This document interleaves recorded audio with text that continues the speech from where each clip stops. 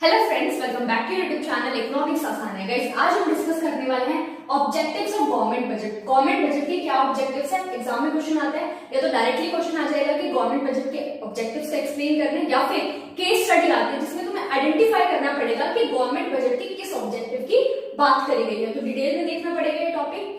तो बहुत ही डिटेल में देखेंगे कि गवर्नमेंट बजट होता क्या है, क्या उसके ऑब्जेक्टिव हैं। सो गाइस, स्टार्ट करते हैं आज की क्लास। सबसे पहले हम समझते हैं कि गवर्नमेंट बजट क्या होता है। गवर्नमेंट बजट क्या है? एक एनुअल स्टेटमेंट है, हर साल आता है गवर्नमेंट बजट। एनुअल स्टेटमेंट है जिसमें आइटम वाइज रिकॉर्ड होगा कि गवर्नमेंट के पास कहां-कहां से रिसीट आएगी और कहां-कहां पर गवर्नमेंट एक्सपेंडिचर करेगी during the fiscal year.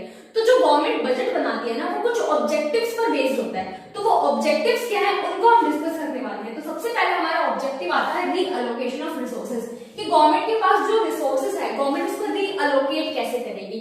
Government के बेसिकली मोटिव होता है क्या? सोशल मोटिव, जिसमें गवर्नमेंट क्या करती है, पब्लिक का वेलफेयर करना चाह रही है। और दूसरा मोटिव होता है इकोनॉमिक, जिसमें गवर्नमेंट प्रॉफिट मैक्सिमाइजेशन पे फोकस करेगी।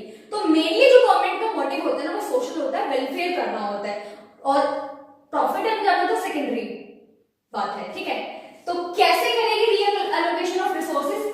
कि अगर गवर्नमेंट चाहती है कि किसी चीज का प्रोडक्शन एनकरेज हो, तो गवर्नमेंट क्या करेगी, उस पर टैक्स कंसेशन देगी, टैक्स रेट कम कर देगी, या फिर सब्सिडी देगी। फॉर एग्जांपल के लिए, कि गवर्नमेंट अगर चाहती है कि खादी का प्रोडक्शन ज्यादा हो, तो गवर्नमेंट क्या करेगी कि जो फर्म्स खादी का प्रोडक्शन करेगी उनका क्या कर देगी, टैक्स रेट कम कर देगी और उनको सब्सिडी प्रोवाइड करेगी, ताकि वो ज्यादा एनकरेज हो खादी का प्रोडक्शन करने के लिए।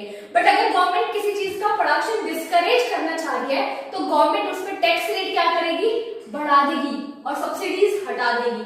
फॉर एग्जाम्पल के लिए लीकर, गवर्नमेंट चाह रही है कि लीकर का प्रोडक्शन क्या हो, कम हो, तो गवर्नमेंट उस पर टैक्स रेट बढ़ा देगी, जिससे क्या होगा, फर्म बहुत कम उसका प्रोडक्शन करेगी। समझ में आया?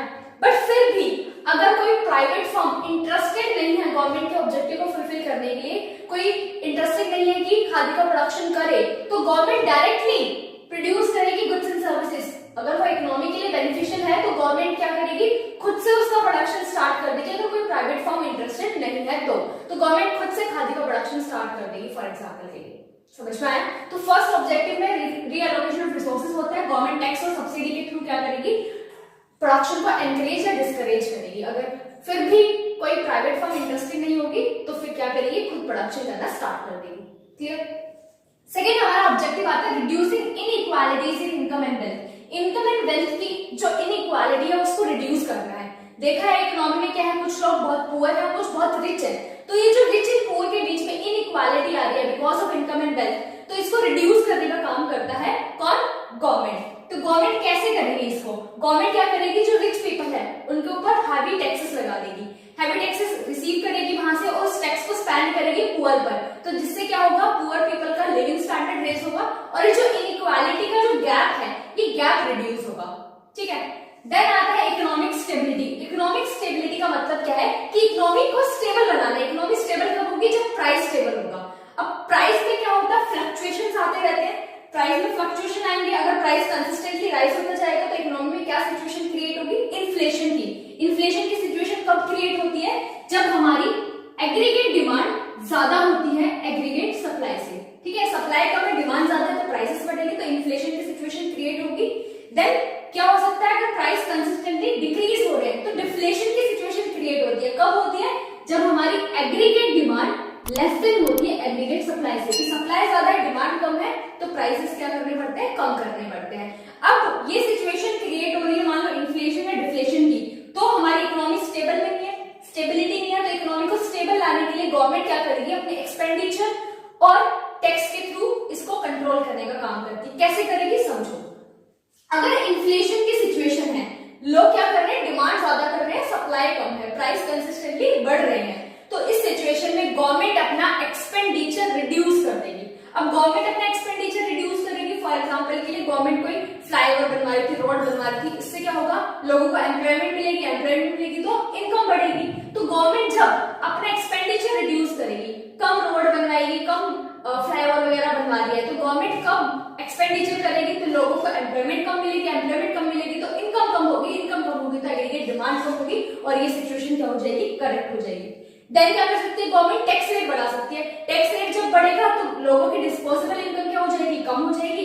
इनकम कम हो गई तो डिमांड भी कम हो गई। ठीक है, अब डिफ्लेशन की बात करें तो डिफ्लेशन के केस में क्या करेगी, गवर्नमेंट अपना एक्सपेंडिचर बढ़ा देगी, एक्सपेंडिचर बढ़ाएगी, लोगों को काम मिलेगा, इनकम बढ़ेगी, डिमांड बढ़ेगी, सिचुएशन करेक्ट। टैक्स रेट क्या कर देगी इस केस में, रिड्यूस कर देगी, लोगों की डिस्पोजेबल इनकम बढ़ेगी, इनकम बढ़ेगी तो डिमांड बढ़ेगी, अगेन इकोनॉमी क्या आ जाएगी, स्टेबिलिटी में आ जाएगी। समझ में आया? देन आता है management of public enterprises. Government की खुद की एंटरप्राइजेस भी है तो गवर्नमेंट उन एंटरप्राइजेस को क्या करेगी, कंट्रोल करेगी, ऑपरेट करेगी, मैनेज करेगी। अब गवर्नमेंट की कुछ ऐसे एंटरप्राइजेस जो कि नेचुरल मोनोपोली क्रिएट करती है इकोनॉमी में। नेचुरल मोनोपोली का मतलब क्या है कि एक ऐसी फर्म जो कि क्या कर रही है, गुड्स एंड सर्विसेज को प्रोड्यूस कर रही है at lower cost in comparison to their competitive firms. तो फॉर एग्जांपल के लिए इसमें आता है हमारा इलेक्ट्रिसिटी हो गया, रेलवे हो गया, पोस्ट ऑफिस हो गया, तो इनका जो प्राइस है वो बहुत ही मिनिमम है, बहुत ही लो है, जिसको सब अफोर्ड कर सकते हैं। तो गवर्नमेंट क्या करती है, अपनी ऐसी एंटरप्राइजेस को मैनेज करने का काम करती है। कैसे करेगी, टाइम टू टाइम उसमें इन्वेस्ट कर सकती है, ठीक है, फाइनेंस से रिलेटेड उनको सपोर्ट दे सकती है। तो इस तरीके से manage and control and operate करेगी अपनी पब्लिक एंटरप्राइजेस को।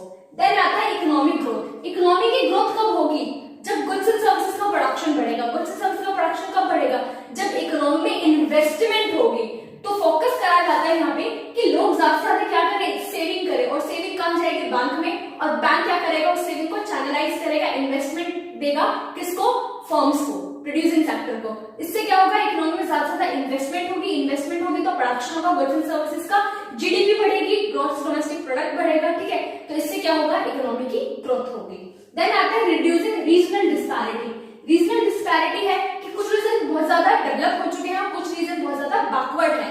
तो ये जो रीजनल डिस्पैरिटी आ रही है, इसको कम करने के लिए गवर्नमेंट क्या करती है, special economic zone SEZ setup करती है बैकवर्ड रीजन्स में। अब बैकवर्ड रीजन में स्पेशल इकोनॉमिक जोन सेटअप करने के लिए गवर्नमेंट क्या करती है, जो फर्म्स होती है, प्रोडक्शन यूनिट्स होती है, उनको क्या करती है कि अगर वो बैकवर्ड एरियाज में क्या करेंगे, फर्म ओपन करेंगे, प्रोडक्शन यूनिट्स ओपन करेंगे, तो उनको टैक्स कंसेशन देती है, सब्सिडी देती है। इससे क्या होगा, देखो बैकवर्ड रीजन में जब क्या होगा, फैक्ट्री ओपन होगी तो वहां पे लोगों को काम मिलेगा, काम मिलेगा तो क्या होगा, इनकम रेज होगी, इनकम रेज होगी तो क्या होगा, स्टैंडर्ड ऑफ लिविंग रेज होगा, जिससे क्या होगा, इक्वालिटी आएगी।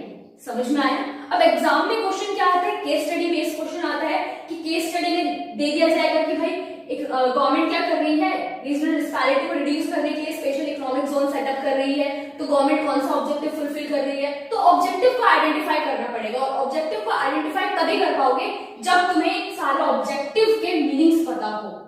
क्लियर? इसके अलावा एक और ऑब्जेक्टिव आ जाता है हमारा गवर्नमेंट बजट का कि गवर्नमेंट क्या करती है, एम्प्लॉयमेंट जनरेशन करने का भी काम करती है, एम्प्लॉयमेंट जनरेट करती है, ठीक है, डिफरेंट पॉलिसीज निकाल के, जैसे MG नरेगा का नाम सुना होगा। तो इसके अंदर क्या था, 100 डेज का गारंटेड क्या मिलेगा, काम मिलेगा लोगों को। तो इस तरीके से गवर्नमेंट एम्प्लॉयमेंट जनरेशन का भी काम करती है। तो बहुत अच्छे से क्लियर हो गया होगा कि क्या ऑब्जेक्टिव है, यहाँ से तुम्हें जरूर क्वेश्चन देखने को मिलने वाला है एग्जाम में, तो बहुत अच्छे से इस टॉपिक को समझ लेना। सो गाइस, जैसे कि पता ही है कि हमने एक एग्जाम ओरिएंटेड सीरीज स्टार्ट कर रखी है, तो उसमें हम सारे इंपॉर्टेंट क्वेश्चन को डिस्कस कर रहे हैं जो कि तुम्हारे इस एग्जाम में आने वाले, तो उस सीरीज को फॉलो करते रहिए। और इससे रिलेटेड, गवर्नमेंट बजट से रिलेटेड मैं कुछ क्वेश्चंस भी पोस्ट करने वाली हूँ, तो उसको जरूर अटेम्प्ट करना। सो गाइस, आज के लिए इतना ही, मिलते हैं नेक्स्ट क्लास में। Thank you.